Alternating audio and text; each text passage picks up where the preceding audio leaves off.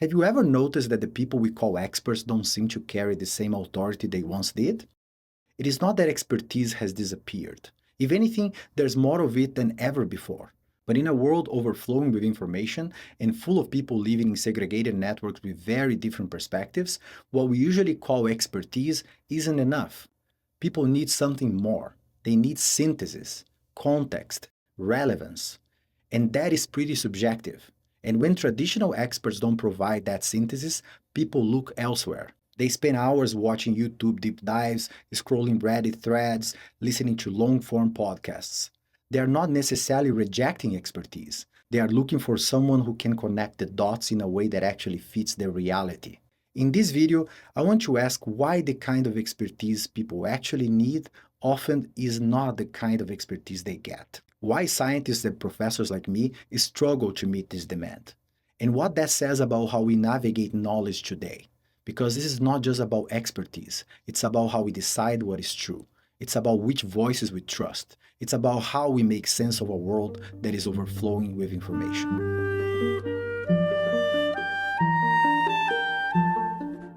Think about any time you try to learn something new. Did that thing you were learning turn out to be as simple as you were thinking it would be? Of course not. The more you learn, the more you realize how much more there is to learn. What might have looked simple starts splitting into layers of nuance you didn't even know existed. Take something basic like eating healthier. At first, it seems simple. More vegetables, less junk food, maybe drink more water. That's where most of us begin.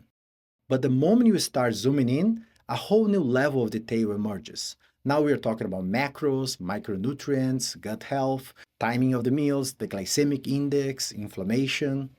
That's not bad. That's what happens when knowledge grows. But it also means expertise keeps slicing itself thinner and thinner. Every closer look gives us more nuance, but it also makes us zoom in. The scope gets narrower. This has always been true. But today, the speed is different. Knowledge is exploding. But human bandwidth is not growing at the same rate to cope with this explosion. There is just so much we can hold in our brains.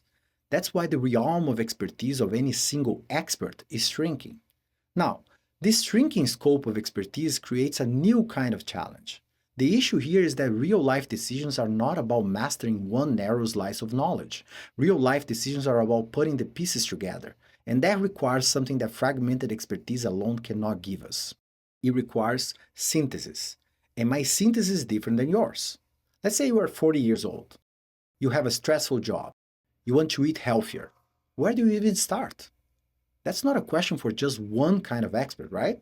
You need input from nutrition, from psychology, from stress research, from habit formation, and probably more. And in this case, there's one more expert, one we almost never talk about, yourself. You're the only one who knows your own life, your schedule, your non-negotiables.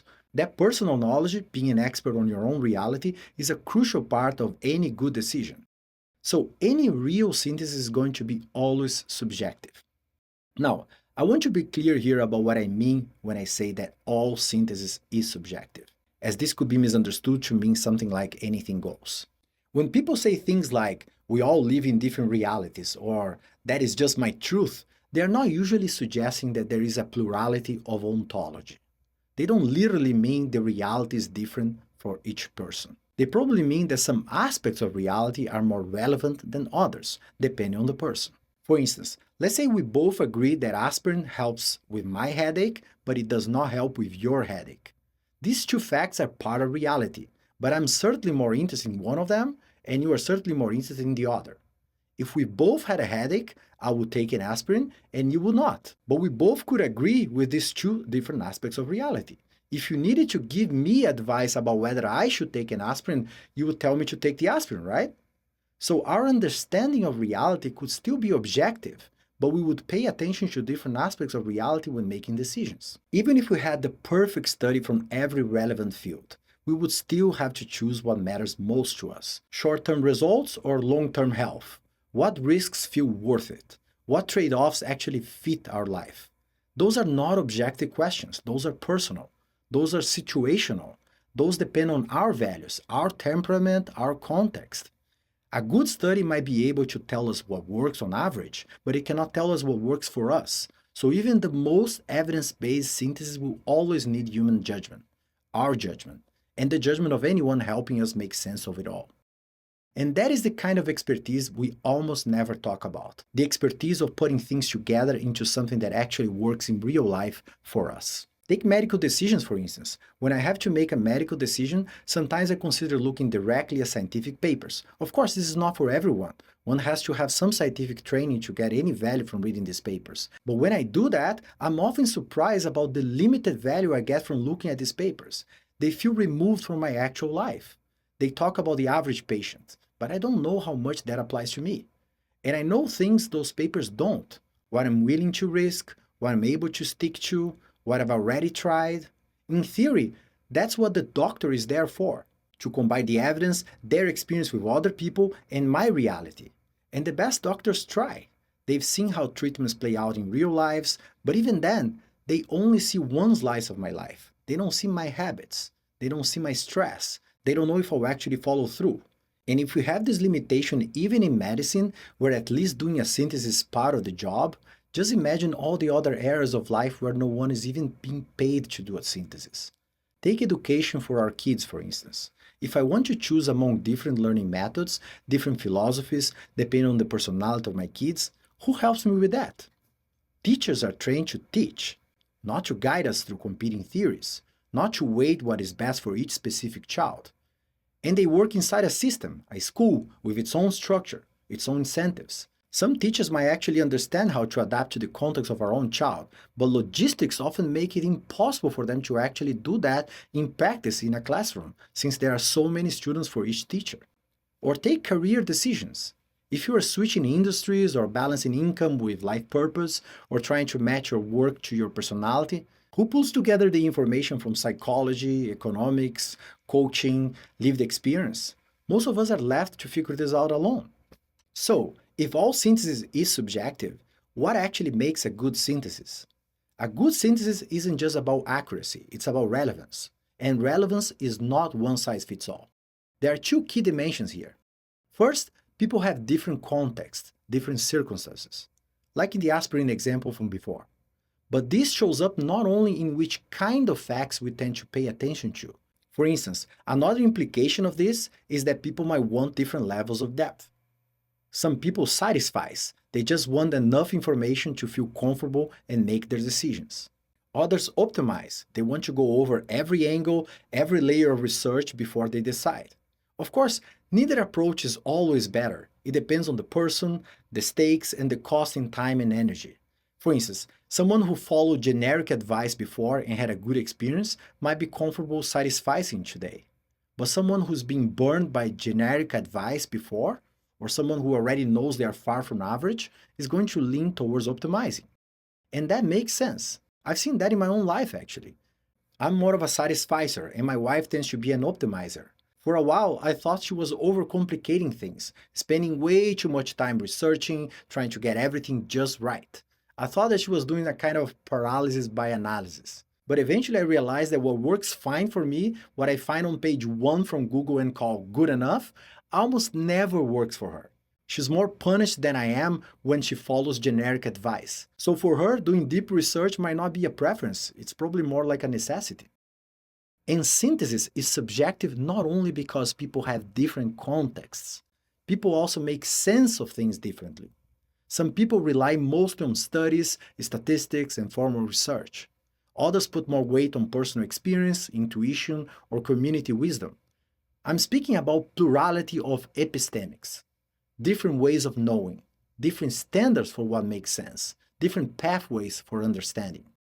Again, I'm not talking about plurality of ontology. I'm not speaking about different realities at all. I'm talking about different ways of understanding the same reality. And how a synthesis is expressed completely changes how it's understood. The exact same insight can come across as logical and detached in one version, personal and urgent in another, or casual and funny in another. That difference is not just decoration, it is part of how the idea actually spreads and sticks. In a previous video, I called that an idea package, a combination of content, tone, delivery, emotional framing, and whatever else gets embedded when we express an idea. Depending on the package, the very same idea can feel either distant or deeply resonant. And in a world where expertise is scattered and decisions are personal, that difference matters a lot. That is why the best expert for you might not be the one with the most credentials. It might be the one who explains things in a way that actually fits your life, in a way that can land for you.